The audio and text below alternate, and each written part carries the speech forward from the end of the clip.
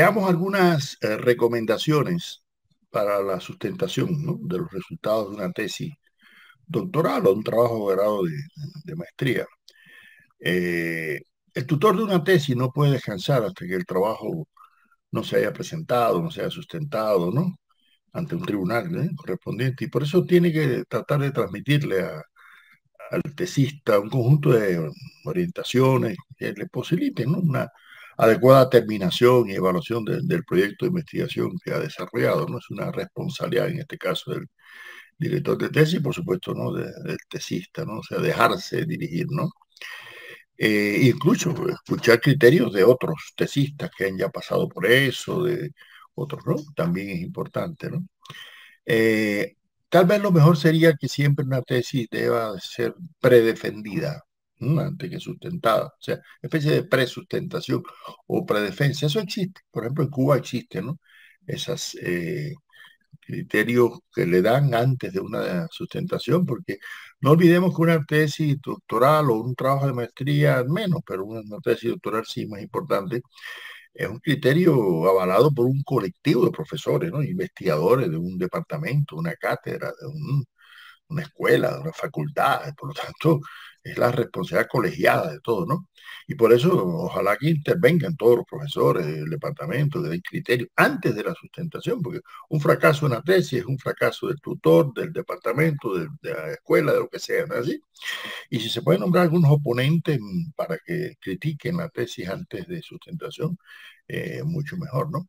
Y por eso el tutor está obligado, ¿no?, a eh, hacer una revisión minuciosa de la tesis antes de dar su aval, de su concepto favorable para que pase, ¿no?, al proceso de sustentación, ¿no?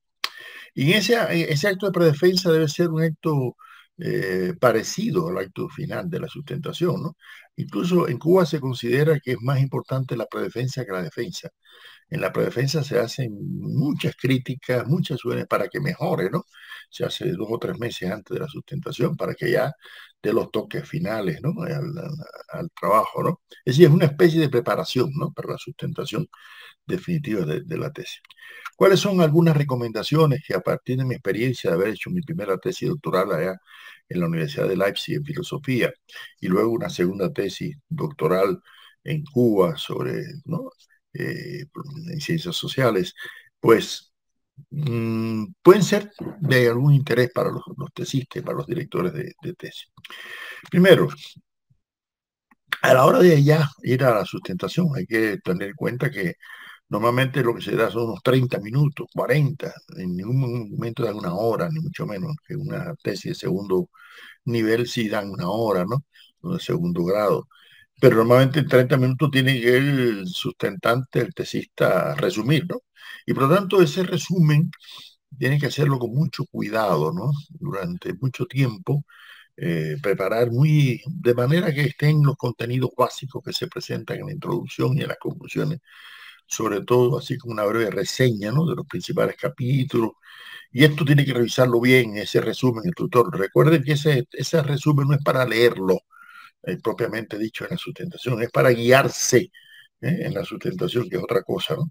Tiene que haber cierta independencia del texto por parte del tesista, de manera que demuestre que él maneja el contenido, ¿no? Pero que no se debe separar del hilo rojo, como dicen los alemanes, el hilo conductor, ¿no?, de la demostración de lo que se quiere sustentar. Y por eso ese resumen no puede ser muy extenso ni tampoco demasiado sinóptico, que no le oriente, ¿no? Y tratar de escribirlo en letras grandes para que lo pueda ver rápidamente, ¿no? Sin estar perdiendo el tiempo, ¿no?, en este caso. Tiene que estar pensando en que tiene que hacer una lectura pausada, ¿no?, o un comentario pausado, no tratar de hacerlo de manera muy rápida para tratar de dar mucha información, porque eso lo que hace es impedir que el público y el tribunal comprendan los contenidos, ¿no?, de las ideas principales que él te está planteando, ¿no?, en cada párrafo, en cada idea que va a plantear, ¿no? Y por eso no puede ser ni una lectura ahí corriendo, ni tampoco una cosa demasiado lenta, tiene que haber un ritmo, ¿no? Y eso hay que ensayarlo, incluso lo correcto es que se ensaye con el mismo director de tesis, ¿no? Ahora, más importante es que no improvise nada durante la sustentación de la tesis, ¿no? Ninguna referencia anecdótica del proceso de investigación, ningún chiste, por supuesto, nada, y mantener siempre una cordura académica, un discurso lo más neutral posible, ¿no? Ahora, una vez que ha terminado, ¿no?, la sustentación, que viene la parte de las preguntas por parte del tribunal primero, lo más importante es que tome nota, bien, de cada una de las preguntas, ¿no?, y de los comentarios que se hagan. Si no entendió algo, que lo pregunte. Bueno, me puede aclarar qué quiere decir. ¿Para qué? Para que no se le quede ni una sola pregunta sin responder. ¿Ya? Si hay alguna pregunta que usted considera que no tiene que ver directamente con el objeto de su tesis, bueno, pues con mucha cordura le dice, mire, yo este tema me parece que no se corresponde con el objeto. No obstante, voy a tomar nota para futuras investigaciones, porque no lo tomaba en cuenta para el objeto, ¿no?, de esta investigación. Ahora, si es algo que tiene que ver, ahí sí está obligado, ¿no?, a responder de una forma u otra, dando su criterio, su opinión, de decir si profundizó, si no profundizó, etcétera, su criterio sobre esto, ¿no? Entonces, una cuestión elemental de cortesía académica es atender a todo, incluso del público, ¿no? No dejar de responder una pregunta, eso es importante, ¿no? Ahora, en esas sustentaciones, lo mismo un trabajo de maestría que una tesis doctoral, sobre todo más una tesis doctoral, ¿no? Debe ser un ejercicio académico no simplemente formal, sino un acto de debate científico, ¿no?, en que el tema se cuestione, en que se den opiniones diferentes, ¿no? Y por eso tanto el tesista como el director deben estar bien preparados para un análisis pormenorizado, ¿no?, de carácter teórico, científico, ¿no? Y no es que se vayan a producir acuerdos totales, no es una reunión de un sindicato, ni un partido, ni una agrupación. No, no, no, no, no. Es un evento en que puede haber discrepancia, incluso hasta entre el tutor y el tesista o con el tribunal. Lo más importante son el poder de los argumentos, ¿no? No el argumento del poder, ¿no? No es quien tiene, en este caso, la superioridad por ser un doctor ya. No, no, no, no. Aquí es la búsqueda de la verdad de manera colegiada, de manera conjunta. Y por eso el tutor tiene que aconsejarle al tesista cómo puede discrepar, cómo puede disentir de una forma cortés, académicamente adecuada, ¿no es así? Eso es muy importante. Y por eso un tribunal que maneje adecuadamente una ética profesional, una académica, tiene que saber bien que una sustentación de la tesis no es un debate ni político, ni jurídico, ni religioso, ni ideológico, ¿no? Sino que en la ciencia no debe predominar fanatismo ni partidismo, ¿no? Sino rigurosidad racional, académica, ¿no?, que le permita al tesista demostrar sus cualidades, su independencia intelectual, su capacidad de demostración, de argumentación, ¿no? Después que ya ha terminado el trabajo de la sustentación y las preguntas y las respuestas, se supone que es una responsabilidad del director de tesis elaborar una información, ¿no?, sobre el trabajo que ha desarrollado el tesista, ¿no? El tutor tiene que dar un informe al tribunal de cómo se comportó, cómo comenzó su trabajo, qué disciplina académica tuvo, ¿no?, para presentar un avance en artículos, en ponencia, en revisar la bibliografía adecuada y sobre todo cuando demostró independencia intelectual, ¿no?, de ese tesista, ¿no? Ahora, ya al final, sí, es lógico que el tesista deba expresar su agradecimiento, ¿no?, a todas las personas, no solamente al tutor, también a otros profesores que le hayan ayudado, otras instituciones que hayan colaborado con él, ¿no?, de manera directa o indirecta, ¿no?, en el desarrollo del trabajo. Ahora, el trabajo de un tutor, que no olviden que este libro nuestro está elaborado, ¿no?, en función de tanto el que dirige y asesora como el que realiza, ¿no?, un trabajo de investigación, no termina hasta que esos resultados no hayan sido introducidos en la vida social, científica, empresarial, académica, institucional, ¿no?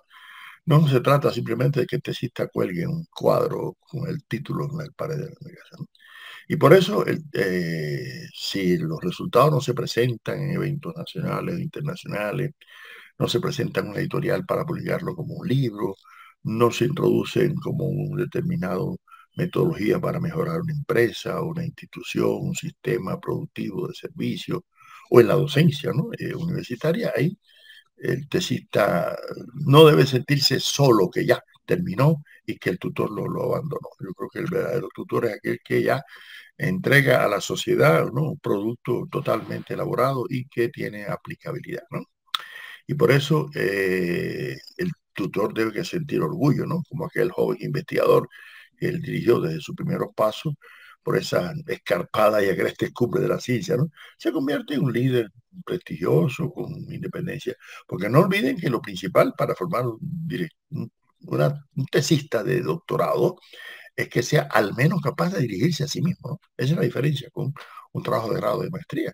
Porque el trabajo de grado de maestría se termina, pero eso no quiere decir que puede dirigir a otros, ¿no? Ni siquiera a sí mismo en futuras investigaciones. Pero cuando se termina un doctorado, se le está dando una patente de corso, ¿no?, al doctorante ya doctor, ¿no? Para poderse dirigir a él mismo y dirigir a otros. Eso es lo más importante, ¿no?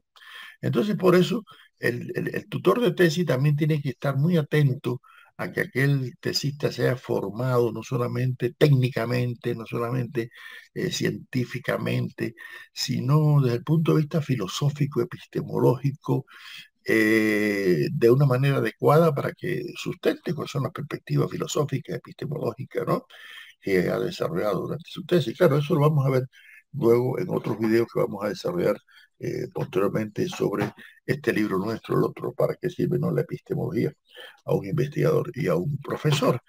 Porque no olvidemos que la ciencia, independientemente que surgió de la filosofía, nunca se llega a emancipar totalmente de ella, ¿no? Y aunque el auguro positivista de Augusto Comte pensaba que iba a desaparecer la filosofía, al contrario, ha ido ampliando su radio de preocupaciones que antes no tenía la filosofía.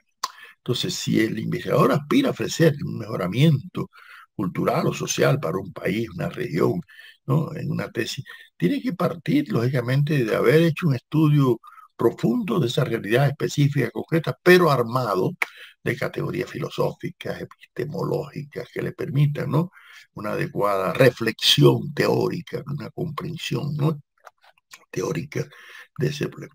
Y por eso es que el tesista y el director a la larga y al final deben de ofrecerle, ¿no?, a una, digamos, a la sociedad un producto que no solamente tenga una utilidad de manera inmediata, sino que también deje sentada la premisa para investigaciones futuras. Eso es importante que el tesista durante la sustentación también lo argumente y que demuestre que él no fue solamente de incorporar, ¿no?, un granito de arena más a la construcción de ese castillo infinito que es el episteme, el conocimiento científico, sino que también dio sobre todo los métodos, y eso es importante, que reafirme cuáles fueron los métodos que utilizó, porque en la ciencia lo más importante a veces el resultado es el método que abre camino para futuras investigaciones.